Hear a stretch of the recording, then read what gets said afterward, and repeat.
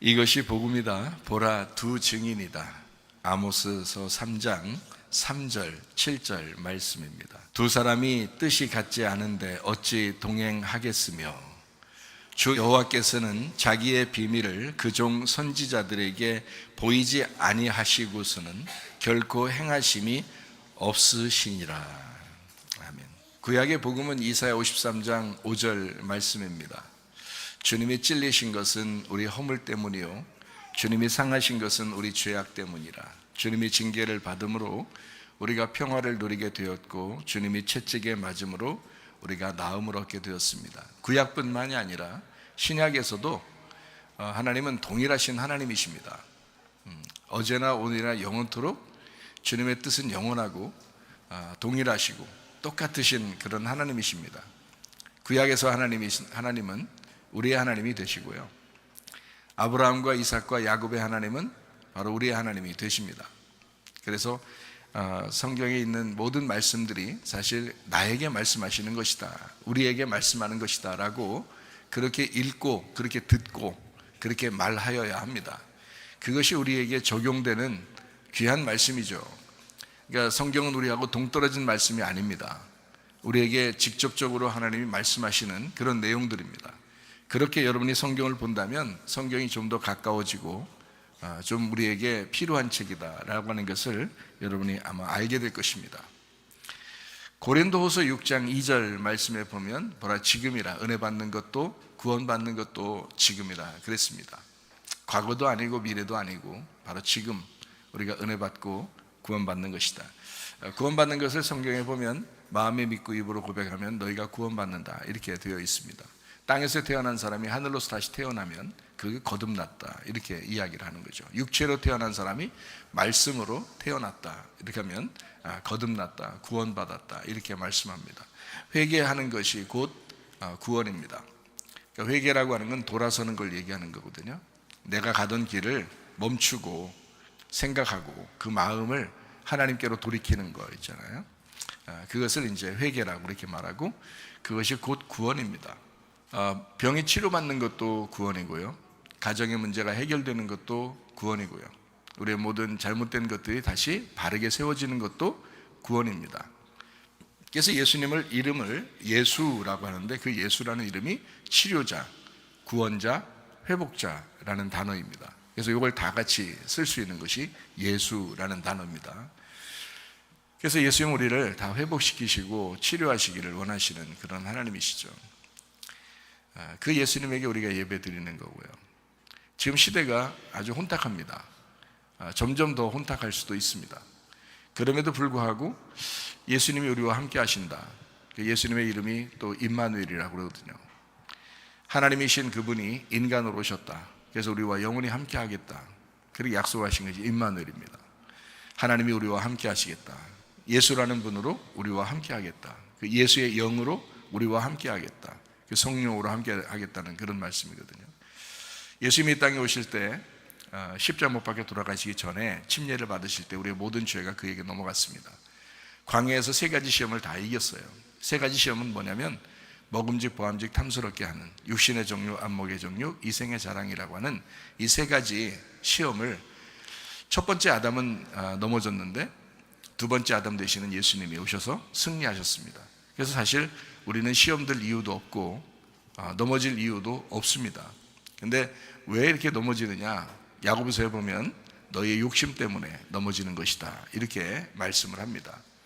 그리고 골로 3장에서도 보면 탐심이 곧 우상숭배다 이렇게 말합니다. 그러니까 결국에는 먹음직 보암직 탐스럽게 하는 육신의 정욕, 안목의 정욕, 이생의 자랑이라는 게 다 뭐냐면 탐심입니다. 탐욕. 이 세상에 있는 사람들이 참 탐욕이 많아요. 욕심이 많다는 거죠. 근데 교회 다니는 사람들이라고 좀 다른가? 그렇지 않아요. 교회 다니는 사람들도 참 탐심이 많습니다. 그러니까 탐욕만 우리가 버릴 수 있으면 아마 세상은 아름다워질 거예요. 그리스도인만이라도 그리스도인답게 탐욕 없이 살면 얼마나 좋을까. 예수를 믿고 성령 충만을 받은 사도행전 2장의 오순절 사람들이 있었습니다. 그 성령 충만을 받고 나서 그들이 함께 모여서 서로 음식을 나누고 서로 자기의 물건도 서로 나누면서 욕심 없이 살았다. 그게 이제 초대교회, 예루살렘 교회, 처음 교회가 세워질 때 그 모습이었습니다. 교회들마다 그런 정신을 계속 가지고 있다면 얼마나 좋을까. 그런 교회들이 세상에 점점 더 많아지면 얼마나 좋을까 하는 생각이 들어요. 근데 세상이 뭐 그러나요? 다 탐심을 가지고 살아갈 수밖에 없도록 만들어져 있고 구조가 그렇게 돼 있단 말이에요. 그러다 보니까 사람들이 먹고 살기에 급급한 사람들이 조금 돈이 생기면 더 갖고 싶고 더 갖고 싶고 점점 더 탐심이 일어나고, 그러니까 자기가 다른 사람을 짓밟고 억압해서라도 자기가 좀 더 탐심을 갖는 그런 마음을 갖는단 말이에요. 그게 선악과예요. 그래서 탐심 때문에 선악과 먹은 거죠. 그래서 탐심이란 말이죠. 우상 숭배라고 그렇게 말합니다. 우리가 이것을 벗어낼 수 있다면 그리스도가 우리의 주인 될 것입니다. 이것을 벗어낼 수만 있다면 그리스도가 우리의 왕이 될 것입니다. 그런 게 바로 우리 기독교인이고요. 그리스도가 왕이십니다. 주님은 나의 주인이십니다. 주님의 뜻대로 하십시오 라고 하는 것이 기독교인이에요. 그래서 기독교인의 가정과 기독교인의 교회는 이 세상과 좀 달라야 합니다. 저는 그렇게 믿습니다. 그리고 그런 교회가 되기를 막 꿈꿉니다. 늘 그렇게 기대합니다. 그리고 그런 교회가 되기를 기도하고 있습니다. 우리 교회 다니는 사람들은 적어도 그런 가정이 되기를 제가 소망하고 기도하고 있습니다. 그런 진짜 기독교인이죠. 앞으로도 기독교인들이 참 욕심이 많은 기독교인들이 상당히 많을 텐데, 그럼에도 불구하고 우리 교회 다니는 사람들은 구제와 선교에 앞장서고 또 우리 교회가 그리스도인답게 살아가는 그런 아름다운 교회, 그렇게 된 것을 아름답다라고, 여자는 여자답게, 남자는 남자답게, 아버지는 아버지답게, 자녀는 자녀답게, 엄마는 엄마답게, 목사는 목사답게, 성도는 성도답게, 집사는 집사답게, 그 답게, 아름답게라는 거죠. 아름답게 살아갔으면 좋겠다, 그런 마음이 있습니다. 세상이 너무 아름답지 않으니까, 점점 지저분해지니까, 점점 더러워지니까, 그러니까 아름다운 교회, 아름다운 가정이 되기를 소원합니다. 우리 교회가 그런 교회가 되기를 바랍니다. 네. 성경대로 우리가 예배라고 하는 것은요, 영과 진리의 예배입니다. 옛날에는 잘못된 예배도 막 드렸죠. 그게 바벨탑 예배예요. 그 대표적인 것이 바벨탑 예배고, 그 전에 가인의 예배였습니다. 그래서 하나님 앞에 어떻게 하면 잘 드릴까라고 하는 생각을 가지고 막 열심히 했단 말이에요. 그리고 수고한 거죠. 예수님이 오셨네요. 예수님이 오셔서 뭐라고 말하냐면, 너희가 율법으로 하나님 앞에 나아가는 게 아니야. 그렇게 못해. 너희가 내게 왔으면 좋겠다. 수고하고 무거운 짐을 진 자들아, 내게 와라. 그러면 쉬게 될 거다. 안식하게 될 거다. 그 안식하고 쉬는 거는 마치 부모님에게서 도움을 받는 자녀들과 같아요. 그 아기들을 보면 뭐 그냥 부모들이 막 해주죠. 막 해주면서 좋아하잖아요. 부모들이 해주면서 좋아해요. 아기들을 보면 그거예요. 하나님 아버지도 우리에게 뭔가 해주고 싶어 한다고요. 그래서 은혜라는 건 아주 간단합니다. 은혜라는 건 이게 선물이라는 단어거든요. 은사라는 게 선물이라는 단어예요. 이게 선물인데, 선물을 누가 돈 받고 주는 사람이 어디 있어요? 뭔가 대가를 바라고 선물 주는 사람이 어디 있어요? 그 뇌물이죠. 그러면 그런 거 아니죠. 하나님이 우리에게 선물, 은혜, 은사를 주시는 것은 그 예수님을 우리에게 주신 거예요. 거저로, 공짜로 주신 거예요. 그거를 선물이라고 그렇게 말합니다. 하나님은 우리에게 은혜를 주신 거예요. 그거는 우리가 달라고 해서도 아니고, 우리가 뭔가 노력했기 때문에 율법적으로 잘 보여서도 준 게 아니라, 하나님이 그냥 주고 싶어 주신 거란 말이에요. 그걸 은혜라 그런다고요. 우리가 천국에 가는 것은 율법으로 가는 게 아닙니다. 은혜로 가는 것입니다.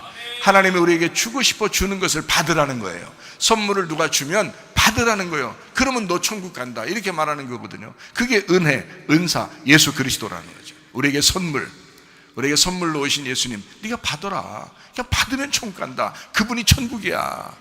이거예요. 아주 간단합니다. 예배라고 하는 것은 그래서 두 가지 종류가 있는데, 하나는 밑에서 올라가는 예배, 종교적인 예배라 그러죠. 이 세상 모든 종교들이 다 똑같이 그렇게 예배드리고 있습니다. 뭔가 열심히 노력해서, 뭔가 수고해서 하나님 앞에 하나님을 만나려고, 하나님 앞에 뭔가 드려서 뭔가 도움을 받아보려고 하는 그런 예배, 그게 종교입니다. 그걸 특별히 바벨탑 예배에서 종합 세트로 되죠. 종합 세트. 그게 종교적인 예배입니다. 가인의 예배가 그랬습니다. 그러나 아벨의 예배는 그렇지 않습니다. 바벨탑 예배가 끝나고 하나님이 무너뜨리고, 그리고 하나님은 예배는 이런 거야. 예배는 그렇게 드리는 게 아니야. 내가 너희들을 찾아갔을 때, 내가 너를 부르고, 내가 너를 찾아가고, 내가 너를 만나서 너를 선택하는 거, 그게 예배야 라고 창세기 12장에 아브라함을 선택한 겁니다. 창세기 11장에 바벨탑 예배가 나오고요, 창세기 12장에 아브라함을 선택하는 겁니다. 자, 완전히 반대죠. 극반대입니다. 창세기 11장에는 올라가는 예배, 창세기 12장은 하나님이 내려오는 예배. 그렇죠? 창세기 11장에는 바벨탑 예배, 위로 수고하는 예배, 막 열심히 쌓아 올라가는 겁니다. 그런데 창세기 12장에는 그냥 가만히 있는 아브라함을 하나님이 찾아와서 너로 큰 민족을 이루게 될 거야, 너 땅을 줄 거야, 땅과 아들을 너에게 선물로 줄 거야 라고 약속하는 그 예배, 참 놀라운 거죠. 그걸 이제 지금으로 말하면 영과 진리의 예배라고 그럽니다. 하나님께서 여러분의 마음을 열어서 하나님의 아들을 그 안에 심기를 원하시는 거죠. 이걸 예배라 그럽니다. 하나님의 말씀이 들어오면 이게 참된 예배가 되었다, 이렇게 얘기하는 거죠. 영과 진리로 예배하는 자를 하나님이 찾으신다. 그렇게 예배하는 자를 찾고 그렇게 예배하게 되어 있다. 왜? 하나님은 영이시기 때문에 그렇다. 그래서 우리의 마음 가운데, 여러분의 가정에서, 또 우리 교회에서 예배 드릴 때 그 예배가 성공되기를 바랍니다. 아모스서 3장의 3절 7절 말씀을 다시 한번 보도록 합니다. 두 사람이 뜻이 같지 않은데 어찌 동행하겠느냐? 주 여호와께서는 자기의 비밀을 그종 선지자들에게 보이지 아니하시고서는 결코 행하심이 없으시리라 라고 되어 있습니다. 어려운 시대, 어려울수록 주님을 변호할 그 증인을 찾고 있는 시대입니다. 증인이 필요한 때, 어려울 때일수록 증인이 더 필요해요. 문제가 생기면 증인이 아주 각별히 필요하죠. 그냥 뭐 잘 될 때는, 뭐 편안할 때는 그런 게 별로 필요 없어요. 그런데 어려움이 있을수록, 자기가 문제가 닥칠수록, 어떤 법적인 문제가 막 해서 이렇게 문제가 생기잖아요. 그러면 증인이 꼭 필요합니다. 그럴 때일수록, 어두울 때일수록, 자기가 힘들 때일수록 증인이 필요한 시대. 자, 아모스서 1장 1절 말씀을 보겠습니다. 유다 왕 우시아의 시대, 곧 이스라엘 왕 요아스의 아들 여로보암의 시대, 지진 전 2년에 드고와 목자 중 아모스가 이스라엘에 대하여 이상으로 받은 말씀이다 라고 했습니다. 자, 목동이었는데 하나님이 부르셨어요. 갑자기 불렀습니다. 그래서 그냥 선지자가 된 거예요. 그냥 목동으로, 그냥 뭐 시골뜨기 목동이었죠. 근데 그렇게 살고 있는데 갑자기 하나님이 부르시는 거예요. 그리고 정확하게 부르는 때를 말씀합니다. 그러니까 이 사람은 하나님이 그 정확한 때에 하나님이 불렀다. 그러니까 하나님은 정확하게 이 사람을 불렀다라는 것을 이야기하는 거죠.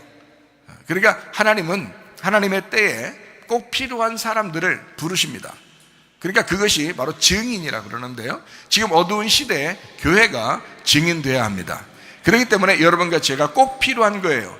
만약에 세상이 어두워지면 계속 어두운 데로 흘러갈 것입니다. 그러나 그 가운데서 빛이 필요하고 그 빛을 소개할 사람이 필요한데 그게 바로 우리 교회여야 합니다. 아모스라고 하는 이 사람 이름이 좀 예사롭지 않습니다. 아모스라는 사람의 이름은요, 아모스인데요, 아모스, 이게 무거운 짐이 되는 이라는 이름을 가지고 있습니다. 아모스, 이게 아마스에서 나온 건데, 짐을 진 고통, 그래서 짐을 진 고통, 뭔가 이게 뭐 술에 싫듯이 이렇게 뭐 짐을 이렇게 지듯이 싫다라는 그런 이야기입니다. 그러니까 짐을 실었다, 이런 의미를 가진 이름이 아모스예요. 이름 때문에 하나님이 불렀는지 말이에요. 참 이름이 성경에는 참 많이 나오죠. 이름, 참 중요한 이름들이 상당히 많이 나옵니다. 별것 아닌 사람이었는데 하나님이 이 아모스라는 사람을 불렀습니다. 야, 너 무거운 짐 좀 져야 되겠다. 너. 그리고 널 만나는 사람이 좀 무거운 짐 좀 져야 되겠다. 그리고 그 사람들을 위해서 네가 무거운 짐 좀 져야 되겠다. 그 무거운 짐진 자 아모스, 하나님이 이 아모스를 불렀습니다. 이때가 편안한 시대일까요? 그래서 하나님이 아모스라는 이름을 가진 사람을 불렀을까요? 그렇지 않아요. 편안한 시대가 아닙니다. 심판을 경고해야 합니다. 하나님이 자기 백성들에게 심판을 경고해야 할 그때 하나님은 아모스를 불렀습니다. 무거운 짐진 자, 무거운 짐을 네가 져야 한다. 참 이 아모스라는 사람, 다윗처럼 시골뜨기에 그리고 목동인 아모스, 하나님의 말씀이 전달됩니다.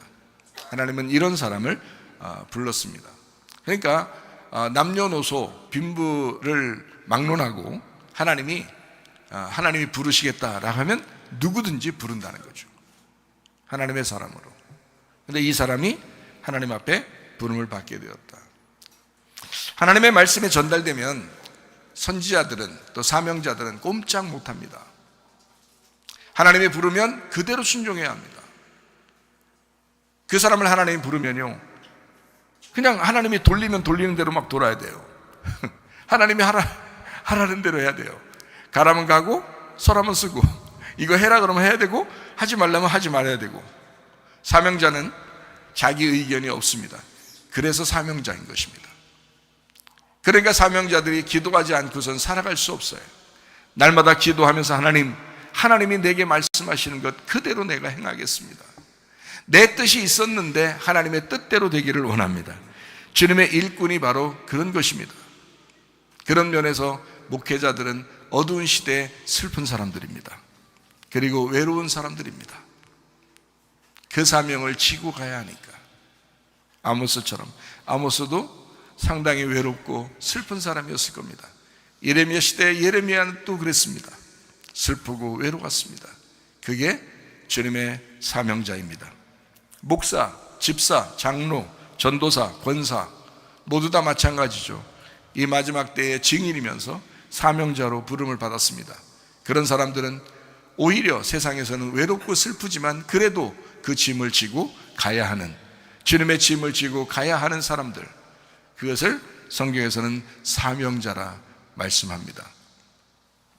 옷을 벗으라면 벗고 맨발로 걸으라면 걷고 누가 죽어도 울지 말라면 울지 못하는 그런 걸 선지자라 그럽니다. 그런 선지자가 구약 성경에 많이 나옵니다.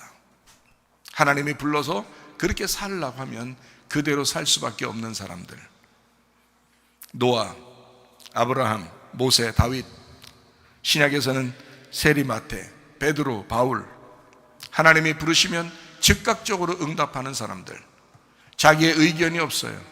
하나님이 부르면 그냥 자기의 모든 것을 내려놓고 하나님을 따라가는, 하나님은 차별 없는 부르심에 이 아모스가 응답을 하게 되었습니다. 그리고 우리 교회가 있습니다. 이 마지막 시대에 우리 교회는 넉넉히 있으라고 우리 교회가 있을까요? 아니에요. 하나님은 이 마지막 시대에 여러분과 저를 부른 것입니다. 즉각적으로 응답하는 교회가 되어야 될 줄로 믿습니다. 슬픕니다. 아주 슬픕니다. 대한민국을 보면 아주 슬픕니다. 지금 아주 어두운 시대입니다. 앞으로 어떻게 어두운 시대가 돌아갈지 모릅니다. 막막한 이 시대, 배가 키가 없는 것 같은 그런 아주 황당한 그런 시대에 우리가 살아가고 있습니다. 그런 어두운 시대에 반드시 하나님은 사람을 선택할 것입니다. 꼭 필요한 사람을. 네가 나의 종이 돼야 되겠다. 네가 나의 증인이 돼야 되겠다. 네가 나를 대신해서 말해줄, 하나님은 그 사람을 찾고 있습니다. 여러분, 이 시대가 어떤가요? 공산주의, 이슬람 사상, 페미니즘, 동성애, 포괄적 차별 금지, 종교다원주의, 마약, 그런가 하면 교만한 사람, 거짓말하는 사람, 욕심꾸러기, 음란한 사람, 우상숭배자, 뒷담하는 사람, 폭행자, 술중毒뱅이, 마약 중독자. 자, 세상이 지금 얼마나 혼탁합니까? 나만 안 그러면 되지가 아니라 세상을 바라보시라고요. 얼마나 황당한 일들이 많습니까? 이거를 밝은 빛의 세상이라고 말할 수 있습니까? 그렇지 못해요. 어두운 시대입니다. 앞으로 점점 더 어두운 시대가 더 올지도 모릅니다. 여러분의 자녀의 시대에는 더 그럴지도 모릅니다. 그게 성경입니다. 성경에서는 이미 그런 것을 이야기해 놓고 있어요. 이런 시대가 올 거다. 디모데후서 3장이 그렇고요, 마태복음 24장이 그렇고요, 누가복음 21장이 그렇습니다. 마지막 때가 되면 이런 일들이 벌어지게 될 것이다. 반드시 오게 될 것이다. 그런데 점점 더하는 그런 시대에 여러분과 제가 살고 있습니다. 진짜 사랑이 무엇입니까? 우리 할아버지 할머니들의 버전으로 한번 물어볼까요? 사랑이 뭐요? 사랑이 뭐요? 여러분이 생각하는 그 사랑은 뭐요? 사랑이 뭐다냐? 뭐라고 물어볼까요, 여러분? 사랑이 뭐다냐? 알아요, 여러분? 사랑이 무엇인지? 사랑이 무엇냐 하고 물으신다면 눈물의 씨앗이라고 말하겠어요. 여러분, 진짜 사랑을 아는 사람들은 얼마나 많은 눈물을 흘리는지를 아마 경험해 봤을 것입니다. 진짜 사랑한다면 많은 눈물을 흘리게 되어 있습니다. 주님은 우리를 너무 사랑하셨습니다. 그리고 많은 눈물을 흘리셨을 것입니다. 주님이 우리를 너무 사랑하기 때문에 흘리는 눈물, 우리가 감히 상상할 수 없었을 것입니다. 제가 주님을 사랑한다고 고백할 때 많은 눈물을 흘렸습니다. 눈물이 많이 납니다. 주님을 내가 왜 진작 사랑하지 못했는가, 그런 생각이 들었습니다. 내가 왜 예수님의 마음을 모르고 살았을까, 그런 마음이 있었습니다. 사랑은 눈물입니다. 아내를 볼 때 눈물이 나고, 자녀를 볼 때 눈물이 나고, 성도들을 볼 때 눈물이 나고, 어두워져가는 세상을 볼 때도 눈물이 납니다. 사명자는 그런 사람들입니다. 사랑이 뭐요? 사랑이 뭐다냐? 악을 미워하는 것이 사랑입니다. 선한 것을 좋아하는 것이 사랑입니다. 고린도전서 13장을 여러분이 보면 사랑장에 대해서 나옵니다. 사랑이 뭐다냐? 악을 미워하는 것이다. 선한 것을 사랑하는 것이다. 선한 것을 좋아하는 거다. 악한 것을 싫어하고 선한 것을 좋아하는 게, 그게 사랑이야. 하나님은 구약 성경에 이스라엘 백성, 자기 백성들을 막 징계하고 심판합니다. 하나님이 우리를 미워서 그랬을까요? 사랑하기 때문에 그런 것입니다. 악을 미워해야 되기 때문에, 악한 것을 미워하고 선한 것을 좋아해야 되기 때문에 우리를 그렇게 선한 것으로 인도해야 돼서 하나님은 징계하시고 심판할 수밖에 없었다. 마치 세상이 더 어두워져 가는 것은 어쩌면 교회가 잘못해서 그런 것은 아닌가 하는 그런 마음마저 듭니다. 하나님의 백성들이 하나님의 백성답게 살지 못하는 그것 때문에 세상이 점점 더 어두워지고 있는 것은 아닌가 하는 그런 생각들이 있습니다. 안타깝습니다. 에덴 동산을 회복하시기 바랍니다. 여러분의 가정에서 에덴 동산이 회복되길 바랍니다. 여러분의 양심에서 에덴 동산이 회복되길 바랍니다. 우리 교회 안에 에덴 동산이 회복되기를 바랍니다. 그러려면요, 나를 삭제하고 나의 나라가 무너져야 합니다. 그게 복음입니다. 나를 삭제시키는 삭제의 복음, 나를 삭제시키고 철저하게 나를 삭제시키고 나의 나라가 무너지고 하나님의 나라가 건축되는, 하나님이 세워지는 나라, 그게 온전한 나라입니다. 나의 나라가 무너지기를 기도하시기 바랍니다. 하나님의 나라가 세워져야 합니다. 나를 삭제시키는 복음. 세상이 혼탁할수록 악을 미워해야 합니다. 세상에 아무리 혼탁해도 선을 사랑해야 합니다. 악한 것을 미워하고 선한 것을 좋아하는 우리 그리스도인들 다 되시기를 바랍니다. 아모스라는 사람, 세상에서 죄 지은 사람이 부담스러워하는 사람, 하나님을 의지하는 사람이 무거운 짐을 내려놓을 수 있도록 자기가 무거운 짐을 지고 사명을 다하는 사람, 무거운 짐을 진 사람 아모스, 무거운 짐을 지고 가신 예수님, 같은 이야기입니다. 무거운 짐을 지고 가신 우리 주님. 무거운 짐을 졌다, 아모스, 무거운 짐을 지신 예수님. 두 가지 특징이 있어요. 세상에서 죄 지은 사람은 그 사람을 보면 부담스러운 겁니다. 세상에 죄 지은 사람은 아모스를 보면 아주 부담스럽고 무거운 짐을 질 수밖에 없어요. 그러나 죄를 내려놓고 회개하려고 하는 사람은 그 아모스가 그 무거운 짐을 대신 져주는 겁니다. 예수님은 우리가 회개할 때 우리의 짐을 대신 져주실 것입니다.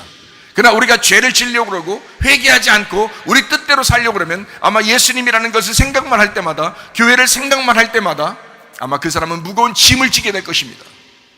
그 무거운 짐을 다 내려놓고 주님에게 돌아오시기를 바랍니다. 수고하고 무거운 짐진 자들아 다 내게로 와라. 내가 너희를 편히 쉬게 하겠다. 주님의 마음은 온유하고 겸손하다라고 했습니다. 세상이 혼란합니다. 정치, 경제, 문화, 종교 어디 하나 의지할 곳이 없습니다. 지금 세상이 그렇습니다. 앞으로 더 그럴 것입니다. 미련한 지도자들이 판을 칩니다. 어리석은 지도자들이 판을 칩니다. 거짓말하는 지도자들이 판을 칩니다. 말세입니다. 진실한 주님의 사람이 필요한 때입니다. 이럴 때일수록 주님은 진실한 사람을 찾을 것입니다. 진실한 증인이 필요한 때이다. 하나님은 그 진실한 한 사람을 찾을 것이다. 그게 바로 여러분과 저에게를 바랍니다. 그래서 진실한 하나님의 증인, 하나님께서 야 너는 나의 증인 좀 돼야 되겠다. 내 증인이 좀 돼야 되겠다. 내가 너를 기다리겠다. 내가 너를 기대하겠다. 그런 증인의 삶을 살다가 주님 만나시기를 바랍니다. 아모스서 3장 3절 7절 말씀입니다. 두 사람이 뜻이 같지 않은데 어찌 동행하겠으며 주 여호와께서는 자기의 비밀을 그 종 선지자들에게 보이지 아니하시고서는 결코 행하심이 없으시리라. 하나님의 선지자는 주님과 동행하는 사람입니다. 하나님은 하나님의 증인을 구합니다. 홀로 일하시지 않습니다. 하나님은요 반드시 누군가와 함께 일하시기를 원하십니다. 그게 증인입니다. 두세 사람이 함께 모여야 되죠. 그래서 증인이 있는데요, 그 증인은 둘 이상이 돼야 합니다. 증인이 한 사람이면 이게 짜고 치는 거잖아요. 그러니까 둘 이상이 돼야 이게 증인이라. 혼자 자기가 나는 내가 증인이고 내가 혼자 이거 내가 알아 뭐 이렇게 하면요, 그럼 증인이 없잖아요. 자기 혼자잖아요. 그럼 혼자 짜고 뭐 혼자 생각하고 막 다 한 거 아니에요. 근데 증인이 있어. 나를 대변할 누구 증인이 있단 말이에요. 그러면 이 말이 확실하다는 거죠. 그렇죠? 예. 여러분의 증인이 누구냐면 하나님이십니다. 여러분의 증인이. 하나님의 증인이 또 여러분이 되셔야 합니다. 그래서 둘이 증인이 돼야 돼요. 둘 이상이 돼야 증인이라고 그래요. 그래서 그거를 두 증인이라고 그렇게 말합니다. 성경에서는 두 증인이다 이렇게 말하잖아요. 마태복음 18장 20절의 말씀은 이렇게 말씀합니다. 두세 사람이 내 이름으로 모인 곳에는 나도 그들 중에 있느니라. 주님도 두세 사람이 있는 곳에 함께 하겠다라고 합니다. 두 증인이죠. 두 증인. 하나님은 증인을 먼저 구합니다. 심판을 그냥 막 하는 게 아니에요. 증인을 먼저 구하고 심판을 하는 겁니다. 그러니까 심판할 때 그냥 증인 없이 그냥 혼자 아무도 모르게 갑자기 팍 심판하고 그러지 않습니다. 반드시 누군가에게는 알려줍니다. 반드시. 구원도 마찬가지예요. 심판도 마찬가지입니다. 하나님은 증인을 먼저 구합니다. 그래서 그 증인이 말하도록 해요. 그러니까 세상의 심판을 위해서 누군가는 말할 것입니다. 그리고 여러분의 구원을 위해서 누군가가 말씀을 증거한 것입니다. 그래서 그 말씀을 듣고 여러분도 구원받은 것입니다. 증인이 있는 거예요. 증인이 있으니까 그 증인이 증거하니까 그걸 듣고 구원받는 거예요. 그래서 구원받는 것도 심판도 다 증인이 먼저예요. 하나님은 증인을 먼저 구한다 그 말이죠. 창세기 18장에 보면요, 하나님이 아브라함을 찾아갑니다. 왜 찾아갔을까요? 아브라함이 가만히 그냥 천막 안에 있었거든요. 장막 안에 그냥 있었는데, 집에 있었는데, 지금으로 말하면 집에 있었는데, 원래 나그네니까 장막에 살고 있거든요. 집에 있었는데 갑자기 하나님이 찾아온 거예요. 왜 찾아온 거예요? 원래 하나님이 그 길로 가는 길이 아니거든요. 돌아오는 거예요. 돌아서 이렇게 가는 길입니다. 왜 돌아가는 길이냐면 아브라함 만나려고 그런 거예요. 창세기 18장에 아브라함을 만나려고 하나님이 돌아서 가는 거예요. 소돔과 고모라는 저쪽에 있어요.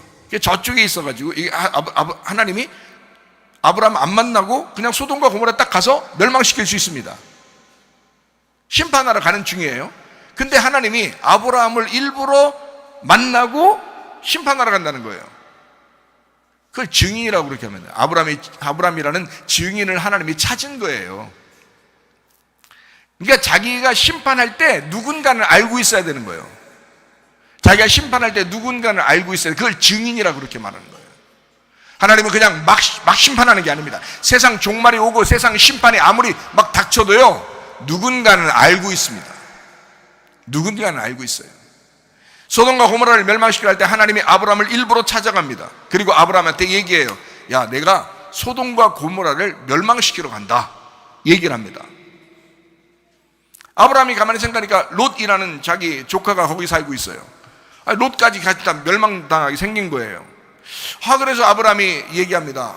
이만큼 인원수가 좀 하나님 앞에 의로운 사람이 좀 몇 명 있으면 좀 살려주면 안 되겠습니까? 그 나라를 멸망시키지 않고 좀 했으면 안 되겠습니까? 라고 얘기합니다. 하나님이 안 된다는 거예요. 좀 더 인원수를 줄입니다. 줄여가지고 이만큼 있으면 하나님 좀 그 나라를 좀 멸망시키지 않고 그래도 구원하면 안 되겠습니까? 자기 조카 생각해서 그런 거죠, 어떻게 보면. 그리고 그 백성들을 좀 불쌍히 여겨서 아브라함 입장에서 왜 사람을 그렇게 다 죽여야 되나 이렇게 생각하고 아마 그렇게 하나님한테 호소했겠죠. 안 된다는 거야, 하나님이. 자, 그리고 또 얘기합니다. 또 줄여서 또 얘기합니다. 또 줄여서 얘기합니다. 안 된다는 거예요. 심판해야 되겠다는 거야, 하나님이. 그때 아브라함이 마지막으로 얘기합니다. 하나님, 10명만 있으면 멸망 안 시키면 안 되겠어요. 얘기합니다. 하나님이 안 돼. 그냥 급하게 가버립니다. 자, 일단 증인은 찾았잖아요. 멸망시킨다고 하는 얘기를 먼저 누군가에는 했잖아요, 하나님이. 그러면 하나님 입장에서는 다 된 거예요. 소돔과 고모라가 왜 멸망했을까요? 간단합니다. 의인 10명이 없어서 멸망한 겁니다. 소돔과 고모라의 전체 그 백성 중에서 10명의 의인이 없어서 멸망한 것입니다. 10명이 없어서 10명만 있었다면, 10명만 하나님을 쫓아 울고 있는 사람이 있었다면 그 나라는 멸망하지 않았을 겁니다. 근데 10명이 없었습니다. 아브라함에게 미리 다 얘기하고 인원수도 줄여서 계속 얘기하는 걸 다 듣고 타협을 보고 그리고 마지막 10명까지 이야기하고 그리고 하나님이 심판하러 갑니다. 그리고 소돔과 고모라는 결국 싹 다 멸망받았습니다. 소돔과 고모라의 멸망 흔적이 지금도 남아 있습니다. 하나님의 심판은 단호합니다. 하나님의 구원도 단호합니다. 그러나 먼저 증인을 구합니다. 반드시 멸망하기 전에는 증인이 필요합니다. 하나님의 말씀을 아는 자, 하나님의 말을 들은 자가 누군가는 있다는 거죠. 여러분 구원받을 때도 똑같아요. 하나님의 말씀을 들은 자가 있다. 하나님은 세상의 종말 그리고 주님의 증인, 먼저 증인을 선택한다. 이것을 우리가 좀 알겠죠? 그리고 그 증인에게 먼저 알려주고, 이거 알겠죠? 둘이 하나가 돼야 되니까, 그게 증인이니까 둘이 하나 돼야 되니까, 혼자만, 하나님이 혼자만 이쪽 백성은 악해, 내가 심판해야 되겠어, 그럼 혼자 결정하고 혼자 얘기하는 거잖아요. 증인이 없잖아, 증인이. 근데 그래서 증인을 구하는 거예요. 둘 이상이 돼야 되니까, 그래야 증인이 되니까, 둘 이상이 돼야 되니까 아브라함이라도 선택해서 아브라함한테 다 얘기해 주고, 소돔과 고모라가 멸망받을 수밖에 없구나 라고 아브라함이 인정할 수밖에 없는 그런 상태를 만들어 놓고 심판하는 거란 말이에요. 하나님은 반드시 증인을 구해서 먼저 이야기합니다. 둘이 하나 되는 말씀. 성경은 둘에 대한 이야기가 상당히 많아요. 둘에 대한 이야기. 열왕기하 7장에 보면 일용할 양식 한 세겔이 나옵니다. 그런데 마태복음 17장에는 반세겔 내는, 성전세 반세겔을 내는 것이 있습니다.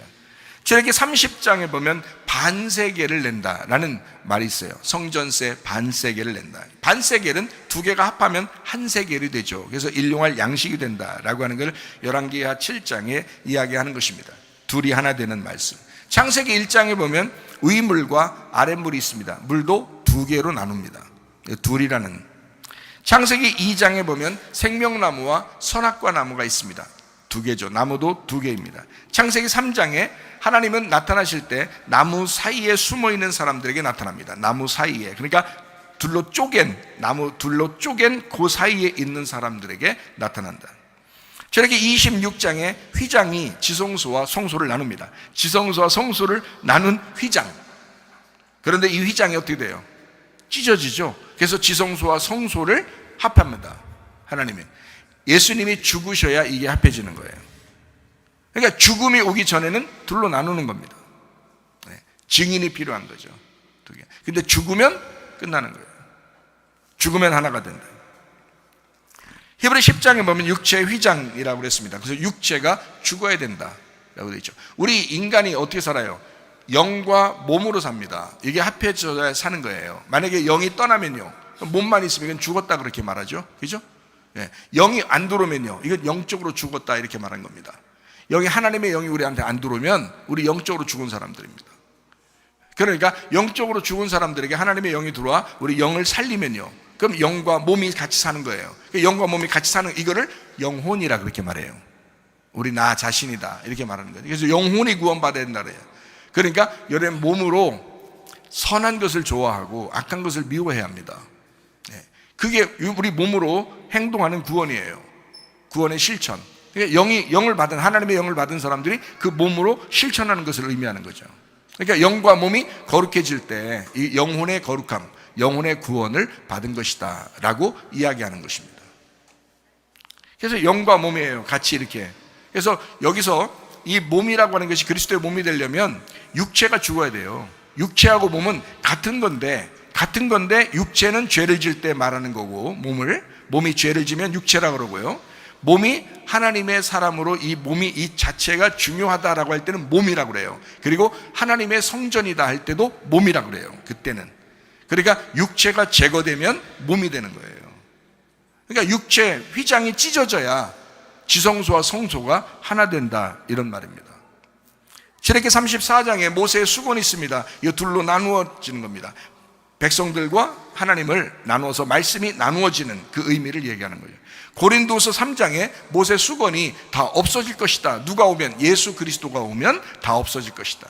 그래서 예수님의 죽으심과 부활 때문에 이 수건이 사라지게 된다. 그러면 하나가 된다 이런 말입니다. 에스겔 1장에 보면 바퀴 안에 바퀴가 있다. 바퀴 안에 바퀴가 있다. 에스겔 10장에 보면 바퀴 사이에 라는 말이. 아가서 2장에 보면 바위 틈에, 바위는 하나인데 거기에 틈이 있다는 거죠.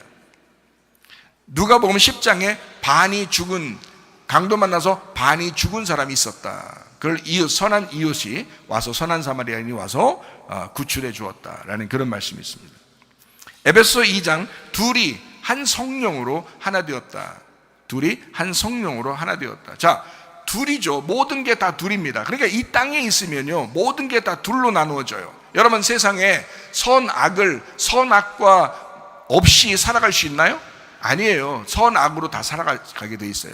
그래서 선악으로 두 개로 나누어지게 돼 있어요. 이 땅은요, 다 두 개. 그래서 성경에 이 땅은 두 개로 나누어져 있으니까 이 두 개를 설명할 수 있는 사람이 필요한 거예요. 이 두 개를 설명하고 서로 하나를 만들려면 거기서 죽어야 되는 거죠. 그게 예수님이십니다. 예수님이 이 땅에 오셔가지고 여러분 둘을 하나 만들려고 오신 분입니다. 둘이 나누어진 것을 하나 만들려고. 선악과 먹고서 하나님하고 우리가 분리가 됐는데 이 둘인데 이 둘을 설명해 줘야 되죠. 하나님을 설명해 주고 나를 설명해 주고 이걸 설명해 줘야 되죠. 그래서 증인이 필요한 거예요.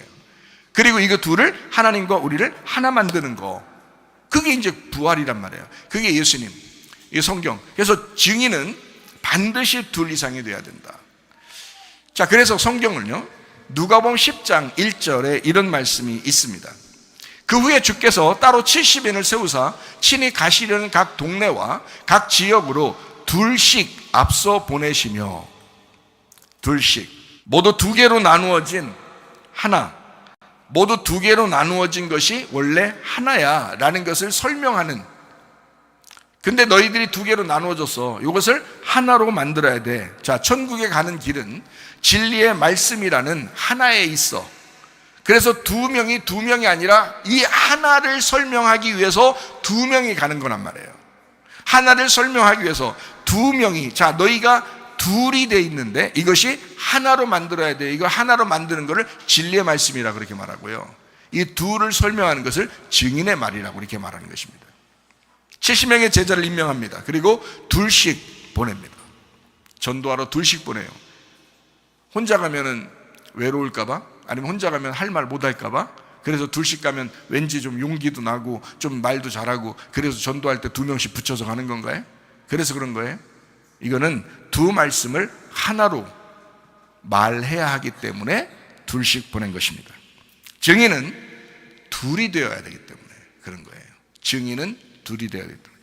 구약에서도 하나님이 아모스라는 사람을 선택을 합니다. 하나님의 증인을 만든 거죠. 하나님이 아브라함을 선택합니다. 증인을 만든 거죠. 하나님이. 그리고서 심판을 경고하는 것입니다. 반드시 하나님은 증인이 필요하다라고 하는 것을 이야기하는 건데, 증인이 둘이 되어야 한다. 사도행전 1장 8절 말씀해 보니까 증인, 어떤 사람을 증인이라 했더니 두 개를 받은 사람을 증인이라 이렇게 말한다. 두 개 뭘 받아야 되나 봤더니 오직 성령이 너희에게 임하시면, 이렇게 돼 있죠. 먼저 뭘 받아야 된다고요? 성령 받으면, 이 말이에요. 너희가 권능을 받고 또 하나 뭐 받으라고요? 권능을 받아야 된다. 그래야 예루살렘과 온 유대와 사마리아와 땅끝까지 이르러 내 증인이 되리라. 자, 하나만 받으면 되는 것이 아니라 두 개를 같이 동시에 받을 수 있는 사람이 돼야, 두 개를 받아야 증인이 된다. 어떤 걸 받아야 된다고요? 성령 받고 권능을 받아야 증인이 된다. 여러분, 성령을 받았을지는 모릅니다. 그러나 권능이 여러분에게 임하셔야 합니다. 그래야 이 마지막 시대에 증인이 되는 것입니다. 말씀의 권능을 받으셔야 합니다. 여러분이 기도의 권능을 받으셔야 합니다. 왜냐하면 주님의 증인이니까. 우리는 그냥 성령만 받은 것이 아니라 권능을 함께 받은 사람이 돼야 된다. 그게 주님의 마지막 때의 증인이 되기 때문에 그렇습니다. 아모스, 하나님의 사람 아모스, 저주를 선포해야만 하는 그 아모스, 불운의 사나이, 사람들에게는 인정받지 못하는 그 불운의 사나이, 그러나 하나님에게 인정받는 하나님의 증인 아모스. 아모스는 하나님의 증인으로서 말합니다. 그리고 심판이 임할 것이다. 반드시 이루어집니다. 그 사람이 심판이 이루어진다고 이야기했을 때 반드시 그것은 이루어집니다. 왜냐하면 하나님의 종이기 때문에 그렇습니다. 아모스서 4장 1절 말씀 볼까요? 사마리아의 산에 있는 바산의 암소들아, 이 말을 들으라. 너희는 힘없는 자를 학대하며 가난한 자를 압제하며 가장에게 이르기를 술을 가져다가 우리로 마시게 하라 하는도다. 풍부한 이스라엘 착취자, 풍부했던 사람들, 술 먹고 마시며 노는 사람들, 그런 사람들. 그러나 그 사람들에게 이렇게 경고합니다. 아모스서 4장 6절에 이렇게 경고합니다.